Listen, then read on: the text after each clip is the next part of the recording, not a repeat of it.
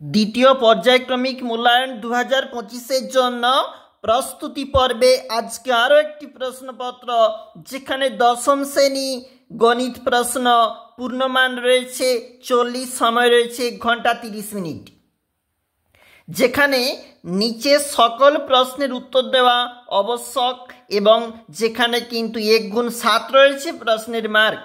একের দাগের অঙ্কে বলা রয়েছে ফতিমা, শ্রেয়াস, মিতা তিনজনে মোট 6000 টাকা দিয়ে একটি ব্যবসা শুরু করে।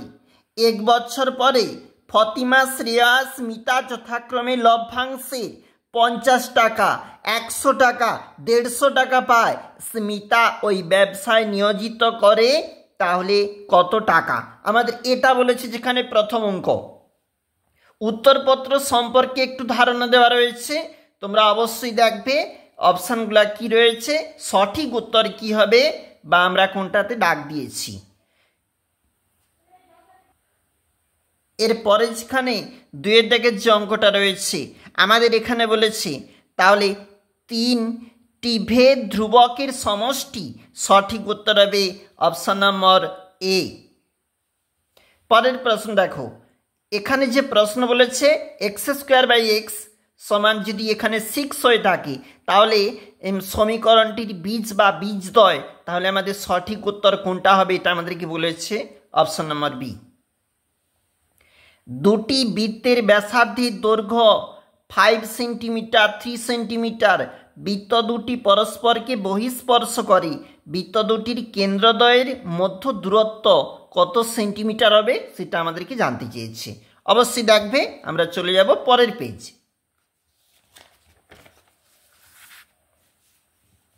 যেটাতে পরের পেজ রয়েছে এবং এখানে একটা এবিসি ত্রিভুজের এবি এবং এসি বাহুর ওপর ডি এবং ই বিন্দু এমনভাবে অবস্থিত যেখানে ডিই সমান বিসি আর এডি যেখানে দেওয়া রয়েছে। আমাদের এই যে প্রশ্নটা এখানে তোমরা দেখবে, অর্থাৎ যেটা সঠিক হবে তোমরা সেটাই নির্ধারণ করবে। আমরা এখানে উত্তর হিসাবে option number C K choose করেছি, 4.4। দেখো একটু নিচে চলে যাচ্ছি। দুটি লম্ব বৃত্তাকার শঙ্কুর তির্যক উচ্চতা 15 সেন্টিমিটার, ভূমিতলের ব্যাসের দৈর্ঘ্য 16 সেন্টিমিটার হলে শঙ্কুটির পার্শ্বতলের ক্ষেত্রফল কত হবে? দেখো যেখানে অপশন নম্বর সি আমরা চুজ করেছি। দুটি নিরেট গোলকের বক্রতলের ক্ষেত্রফলের অনুপাত যেখানে দেওয়া রয়েছে এবং তাদের আয়তনের অনুপাত, তাহলে কি হবে? আমাদের এই অঙ্কটা অবশ্যই তোমরা দেখবে, অপশন নম্বরই আমরা চুজ করেছি এবং সঠিকটা তোমরা কিন্তু অবশ্যই লিখবে। দেখো নিচের প্রশ্ন 2x4 বলেছে, মানে 2 নাম্বার করে এগুলা। শূন্যস্থান পূরণ হিসাবে তোমাদেরকে দেওয়া রয়েছে সকল ড্যাশ ত্রিভুজ সর্বদা সদৃশ, তাহলে সর্বসম একটি ত্রিভুজের যে কোনো বাহুর সমান্তরাল সরলরেখা অপর দুটি বাহুকে বা তাদের বহির্দাংশকে বর্ধিতাংশকে ড্যাশ বিভক্ত করে সমানুপাতে বা সমানুপাতিক বিভক্ত করে। একটি লম্ব বৃত্তাকার শঙ্কুর পার্শ্বতলের ক্ষেত্রফল ভূমিতলের ক্ষেত্রফলের √5 গুণ শঙ্কুটির উচ্চতা ব্যাসার্ধের দৈর্ঘ্যর অনুপাত নির্ণয় করো 2:1। চলে যাচ্ছি এটা পরবর্তী পেজ, যেখানে কিন্তু একটি নিরেট গোলক দিয়ে প্রশ্ন রয়েছে। তোমরা দেখতে পাচ্ছ সঠিক উত্তর হিসাবে যেটা চুজ রয়েছে আমাদের, বা তোমরাও অবশ্যই করে দেখবে। মারিয়া, সায়ন যথাক্রমে 25,000 টাকা 35,000 টাকা দিয়ে মানে অংশীদারি কারবার শুরু করলো। ঠিক করলো 1 বছর পরে 36,000 টাকা লাভ হলো। ঠিক 1 বছর পরেই ওই লাভের 1/3 অংশ প্রথমে সমান ভাগে পরে বাকি মূলধনের অনুপাত ভাগ করে নিলে কে কত টাকা পাবে হিসাব করো ভিভিআই। দেখো বছরের প্রথমে প্রদীপ বাবু, আমিনা বিবি যথাক্রমে 24,000 টাকা 30,000 টাকা দিয়ে ব্যবসা শুরু করে। 5 মাস পরে প্রদীপবাবু আরও 4,000 টাকা মূলধন দেন। বছরের শেষে 27,716 টাকা লাভ হলে কে কত টাকা লভ্যাংশ পাবে? দেখবে অবশ্যই 5 নাম্বার। একটি হোস্টেলের ব্যয় আংশিক ধ্রুবক ও আংশিক ওই হোস্টেলবাসী লোকসংখ্যা সরলভেদে আছে। যেখানে প্রশ্ন দেওয়া রয়েছে লোকসংখ্যা 120 টাকা, ব্যয় 2,000 টাকা হয়। লোকসংখ্যা 100 হলে ব্যয় 1700 টাকা হয়, তাহলে 1880 টাকা হলে ব্যয় তাহলে লোক সংখ্যা কত হবে? নিচে একটা সমাধান রয়েছে, ওর জন্য রয়েছে 3 নাম্বার।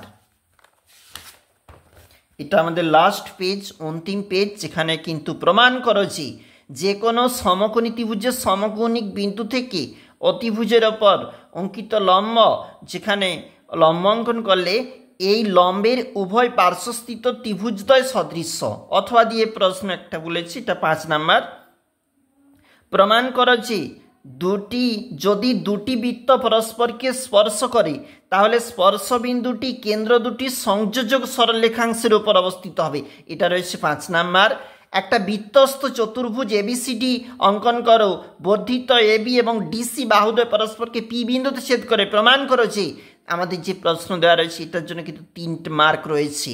এবং একটি সমকোণী ত্রিভুজ অঙ্কন করো যার অতিভুজের দৈর্ঘ্য 12 সেন্টিমিটার, অপর বাহুর দৈর্ঘ্য 5 সেন্টিমিটার।